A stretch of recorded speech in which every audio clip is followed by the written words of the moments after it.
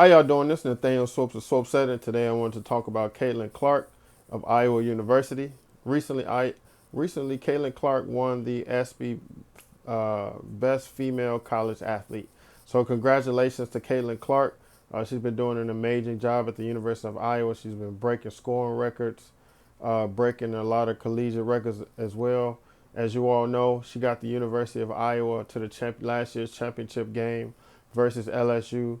That LSU Iowa basketball game is one of the most watched basketball games, whether female or male. Again, I was even out of town during that time. I was in Trinidad and Tobago, and I even took the time out to watch that game. I took the time out, went to a bar. Hey, I got to see this game. Uh, Kaylin Clark and Angel Reese are very talented players. One of some of the most storied college basketball players. Again, the University of Iowa, they had an amazing game versus South Carolina, and they beat South Carolina. South Carolina was the uh, the reigning college women's basketball champions. Iowa beat them. Caitlin Clark had an amazing performance. Again, made it to play LSU, even though they lost the game against LSU.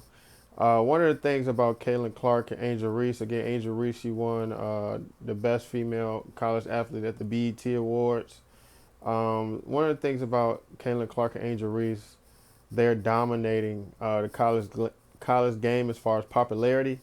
We've seen that Angel Reese made $1 million in the NIL. Now we really don't hear about how much money Caitlin Clark has made, but I'm definitely she's one of the highest paid college athletes. I'm pretty sure she's definitely at $1 million in NIL deals, and the popularity of Angel Reese and Caitlin Clark, I think, will definitely transition over to the WNBA as far as fandom and fans coming to see them play. And one of the most exciting things about Caitlin Clark is a three-point shot. You know, a lot of people refer to her as the female Steph Curry, the way how fast her release is from the three-point shot, as many three-point shots as she like to get off. And what we've seen, the three-point shot is just very popular right now with kids of all ages. We've seen that change, especially with Steph Curry coming into the league.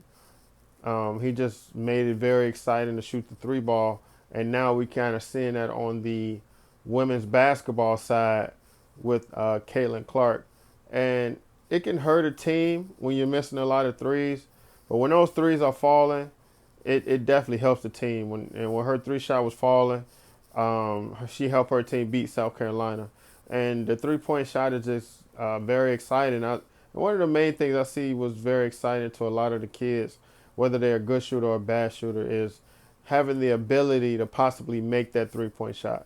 Now, dunking a basketball is very exciting, but not everybody is athletic to dunk the ball. But everybody has an opportunity to shoot a three, and everybody has an opportunity to make the 3-point shot. And that's why the 3-point shot is just so exciting. And also, you know, a lot of people say you win by the three, die by the three. The 3-point shot can help your team come back from a deficit very fast. Like I said, Caitlin Clark, she's just a very exciting college athlete. What she's doing, I believe, her last year, not this past season, but a year ago, uh, Iowa lost, I believe, in the second round, and now she took Iowa all the way to the championship game. I can't wait to see how good Iowa's going to be next season with her returning. And I can't wait to see how well they do in the Big Ten and how well they do in the NCAA tournament. LSU is coming back loaded for sure. I'm not sure what Iowa is bringing in and what they've added. I know they lost a pretty good post player and one of the top transfers, Anisha Monroe. I actually thought she was going to choose Iowa or South Carolina over LSU, with LSU having Angel Reese, but she decided to go to LSU with Angel Reese, so that's going to be very tough. But now they have two of the best rebounders in the country. Iowa did lose a pretty good big. I know they are bringing some really good guards in, especially a guard in from the state of Illinois. But it's going to be really good to see how far Caitlin Clark can carry the Iowa team. And it's always a very exciting story when we can see somebody carry their team and just put a team on their back, and that what makes the Iowa team very exciting. That's what makes it very exciting to watch Caitlin Clarke, because we really didn't know any of the other Iowa girls besides Caitlin Clarke. And she just put them on their back and she just carried the team. We seen her launch 3-point shots from almost a half court, make it on the ESPN.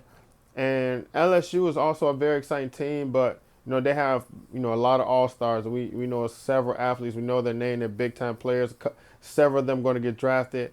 And with South Carolina, same thing. Several players are going to get drafted. They're very exciting, but it's just a great American story of one player putting a team on their back and just carrying them. She carried them all the way to the championship game, and that's always very exciting to see.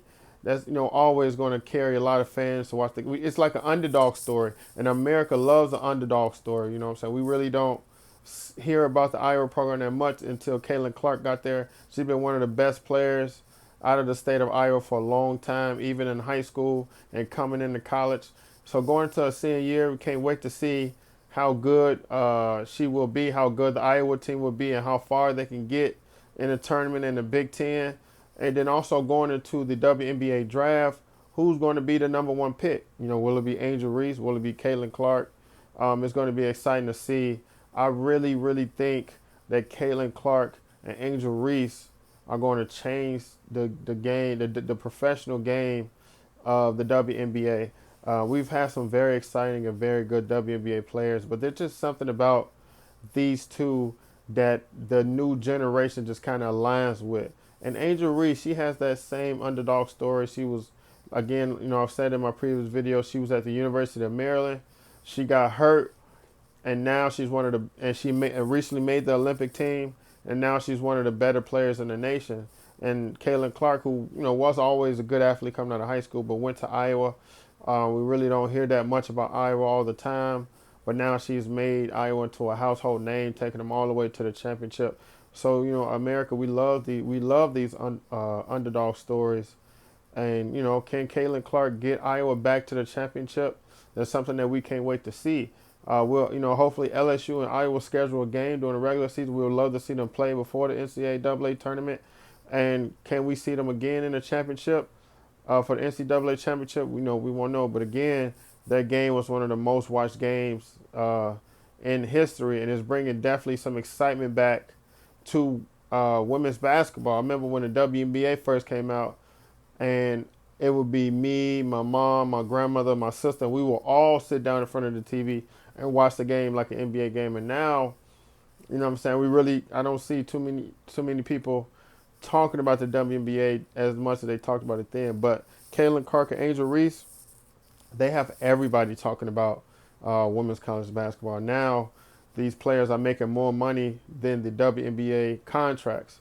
So the main thing is seeing, will these investors who are investing a lot of money into NIL and to these college players, will they invest this much money into the WNBA? And I believe with this new generation with Angel Reese and Caitlin Clarke, I believe they will bring a lot more investment into the WNBA. Again, Caitlin Clarke, congratulations on your ESPY award. This is Nathaniel Swopes of Swope Setter signing out, and you all have a good one.